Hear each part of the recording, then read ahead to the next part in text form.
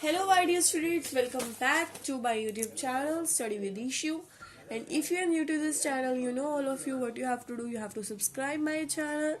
And तो आज मैं आपके लिए लेकर आई हूँ. टाइटल तो पढ़ लिया होगा सभी बच्चों ने. आज मैं आपके लिए आपकी Hindi grammar class 7th book का सेकेंड पार्ट लेकर आई हूँ. पार्ट चैप्टर 13 जो कि था आपका वर्ब्स एंड इट्स टाइप्स, उसका सेकेंड पार्ट लेकर आई हूँ जो कि है हमारा चैप्टर काल तथा पक्ष. सो 13.2 जो आपका वॉइस वाला चैप्टर था, बेसिकली ये वाला वॉइस जो आपको वाच्य कहते हो, वो चैप्टर आपका इस बार सिलेबस में नहीं आ रहा, तो वो कट हो चुका है. तो बेसिकली हमारा जो पार्ट 2 है उसमें एक ही chapter, that is tense and aspect. हाँ, अब ठीक है. तो टेंस एंड एक्सपेक्ट अब चैप्टर लेकर आ रहे हैं विच इज काल तथा पक्ष. काल क्या होते हैं, पक्ष क्या होता है. सबसे पहले तो काल जो होते हैं वो होता है, काल हमारे 3 प्रकार के होते हैं, दैट इज वर्तमान काल, भूतकाल, भविष्य काल. वर्तमान मीन्स प्रेजेंट टेंस, भूतकाल मीन्स पास्ट टेंस, भविष्य काल मीन्स फ्यूचर टेंस. तो काल बेसिकली टेंसेस होते हैं. तो हमारे 3 टाइप्स के होते हैं. इंग्लिश में तो बहुत सारे होते हैं, present perfect, present past perfect, ऐसे बहुत सारे होते हैं. बट हिंदी बहुत सिंपल है, उसमें सिर्फ 3 ही है, वर्तमान, भूत और भविष्य. वर्तमान काल क्या होता है, जिस समय कोई क्रिया जो होती है वो घटित हो रही होती है, जिसमें हा है, हु तथा है आता है, उसे हम वर्तमान कहती है.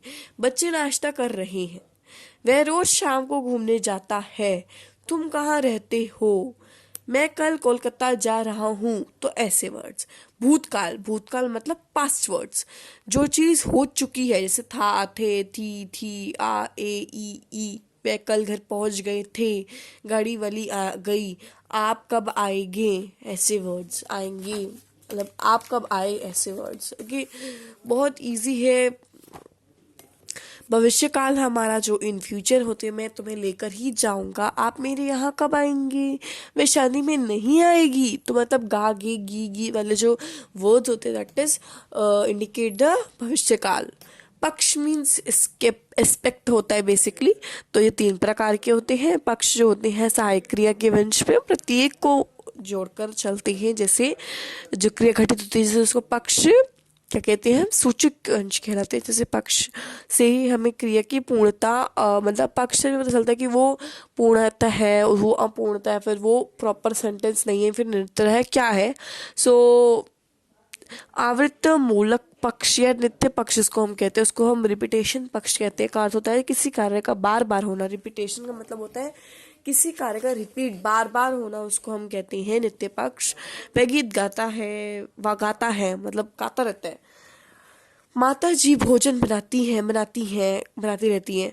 ऐसे वर्ड जो रिपीटेशन वर्ड्स होते हैं. सतत बोधक पक्ष, बेसिकली सतत का शब्द होता है, सतत शब्द का मतलब होता है जिसका अर्थ होता है किसी कार्य का लगातार होना, मतलब कॉन्टिन्यूशन में होना. कॉन्टिन्यूशन एस्पेक्ट जिसको हम कहते हैं, दैट इज नोन एज सात्यबोधक पक्ष. जैसे घोड़ा दौड़ रहा है, कॉन्टिन्यू है, दौड़ रहा है इस टाइम पे. लड़कियां नृत्य कर रही हैं, वे ताली बजा रही है. जो कॉन्टिन्यूशन वाले सेंटेंसेस होते हैं. पूर्ण पक्ष जहाँ कार्य पूरा हो जाता है, मतलब जहाँ कार्य बिल्कुल फिनिश हो जाता है, जिसको हम परफेक्ट एस्पेक्ट भी कहते हैं अंग्रेजी में. वर्तमान काल पूर्ण पक्ष, भूतकाल पूर्ण पक्ष. वर्तमान में हम बाजार हो आए हैं, हम बाजार हो आए हैं मतलब अगर अभी अभी आऊं, मैं बोलूं मैंने अभी अभी पढ़ा लिया है यूट्यूब पर, अभी पढ़ा लिया है, मैंने काम कर लिया अपना, मेरा पढ़ाने का काम डन है. प्रेमचंद ने बहुत से अपन से लिखे हैं. पापा अभी अभी दुकान से आए हैं. तो इसका मतलब ये पूर्ण पक्ष भी है और ये वर्तमान काल हो गया. अब मैं बोलूं हम बाजार हो आए थे, हम बाजार हो आए थे. पापा 10 मिनट पहले ही दुकान से आ गए थे. मैंने 10 मिनट पहले ही अपनी जो वीडियो है उसको कंप्लीट कर लिया था. मतलब वैसे एग्जांपल दे रही हूँ, जैसे हम बहुत सारे एग्जांपल से कर सकते हैं. प्रेमचंद ने बहुत से उपन्यास लिखे थे मैंने काम कर लिया था. तो बहुत ही इजी था पक्ष और काल. अब इसके जो एक्सरसाइज है you have to do with your own. अगर मैं चेक करूँ जरा एक्सरसाइज में क्या है, बहुत इजी है, बहुत ज़्यादा इजी है.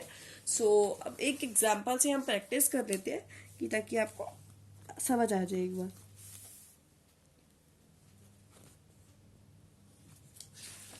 तो अब हम एक एग्जाम्पल लेते हैं, छोटा सा एग्जाम्पल ले रही हूँ। बच्चे रोज फिल्म देखने जाते थे। अगर आपको इस सेंटेंस में बोला गया है काल बताओ और पक्ष बताओ, सबसे पहले तो इस सेंटेंस में भूतकाल है। कैसे पता चला? क्योंकि इसमें थे है, तो ये हमारा हो गया भूतकाल, मतलब पास्ट टेंस। अब पक्ष कौन सा है? पक्ष इसमें है पूर्ण पक्ष। पूर्ण मतलब इसमें काम हो चुका है, और ये काम हो चुके हैं ना। बच्चे रोज फिल्म देखने जाते थे, हो गया काम, दैट्स इट। तो ये हमारा हो गया पूर्ण पक्ष। तो ये आपको एक एग्जाम्पल के थ्रू मैंने समझाने की कोशिश करी। एग्जाम्पल बेसिक एक्सरसाइज का क्वेश्चन है ये। मैं चाहती हूँ बच्चों आप खुद ट्राई करो, तो आप सबके लिए बहुत बहुत बहुत बेटर है ये। ताकि अगर मैंने आंसर्स बता दिए तो कोई फायदा नहीं है ना, कि आप लोग क्या करोगे फिर। भूतकाल के चिन्ह आ, ए, ई या थी थे हैं। अब भूतकाल में थी थे होते हैं कि राइट या रॉन्ग? मेरे हिसाब से क्या है ये सोचो, राइट है रॉन्ग है? राइट है। क्रिया कैसे घटित हुई उसकी सूचना पक्ष से मिलती है।